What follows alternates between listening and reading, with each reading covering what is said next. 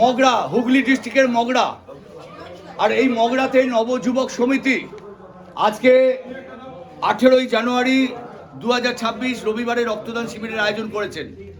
দর্শকবৃন্দ, এমনই একটা পাড়ার মগরাতে এসেছি।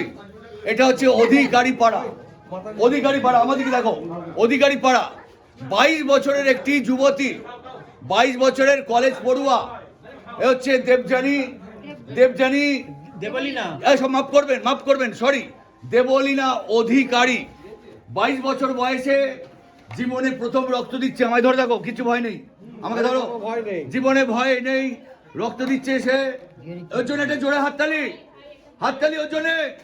হ্যাঁ দেবলীনা, আমার দিকে দেখো, তাকাও, আমার দিকে ভয়ের কিচ্ছু নেই। তুমি কি পড়ছো এখন বলতো, বলো। হ্যাঁ ঠিক, কি পড়ছো? গ্র্যাজুয়েশন কমপ্লিট করেছো। দেখো তো তোমার মা কোথায়, দেখো তো মা কোথায়, তোমার মাটা কোথায়? পেছনে দাঁড়িয়ে আছে। আচ্ছা, দেবলীনা হাতে সুচ ড্রাইভ হয়ে গেছে। 86 বছরের একজন অভিজ্ঞতা সম্পন্ন দেবলীনার মা ধরে দেখুন, এই হচ্ছে দেবলীনার মা। একটু আগে রক্ত দিয়েছে। এই মুহূর্তে দেবলীনা হাসছে। যে মেয়ে, যে কন্যা তার মাকে বলেছিল ভয় করছে আমি দেবো না, মাগো তুমিও দিও না, সেই মেয়ে, তাকে মেয়েকে উৎসাহ করার জন্য মা আগে রক্ত দিল। ইনি হচ্ছেন শিখা অধিকারী। এই মুহূর্তে মেয়ে দিচ্ছে দেবলীনা অধিকারী। আমরা প্রত্যেকে আনন্দিত। নিবেদিতা থ্যালাসেমিয়া কন্ট্রোলের পক্ষ থেকে আমরা, যদিও কথা বলতে গলা শুকিয়ে আসছে আমার, এর জন্য চিৎকার করতে হচ্ছে। আমি একে ভয় কাটানোর জন্য এইবার আমরা ওর ইন্টারভিউ নেব। দেবলীনা আমার দিকে তাকাও, লেগেছিল? তাহলে এবার পেটানি দি, পেটানি। হ্যাঁ হাসো, আমার দিকে হাত তোলো। আর ওর জন্য একটি ফুলের তোড়া নিবেদিতা থ্যালাসেমিয়া কন্ট্রোলের যিনি মাননীয় ক্যাশিয়ার অর্থাৎ কোষাধ্যক্ষ, তার হাতে ফুলটা তুলে দিয়ে, ধরো ফুলটা দিচ্ছেন। তার পেছনে নিবেদিতা থ্যালাসেমিয়া কন্ট্রোলের প্রেসিডেন্ট, ক্যামেরা চলছে, প্রীতম মুখার্জি, এবং দেবলীনার মা পাশে। ধরুন ওকে, হাতটা ধরুন।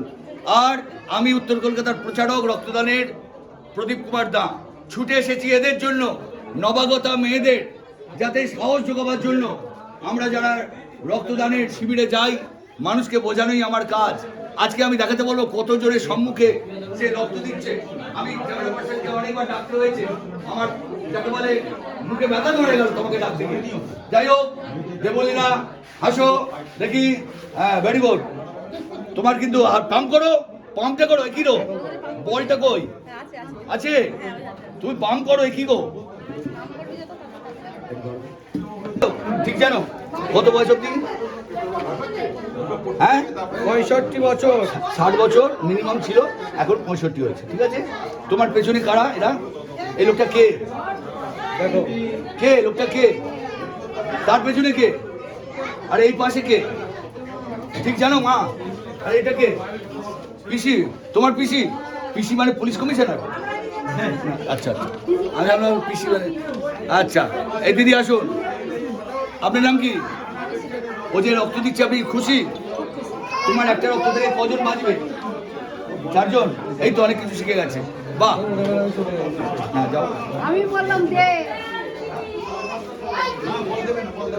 হয়ে গেছে। দেবলীনা বলছে আবার দেবো বলছে। ওখানে বলো, জোরে বলো, আবার দেবো। বিয়ে হয়ে গেলেও দেবে, একদম কোনো ব্যাপার নেই, দিচ্ছিল না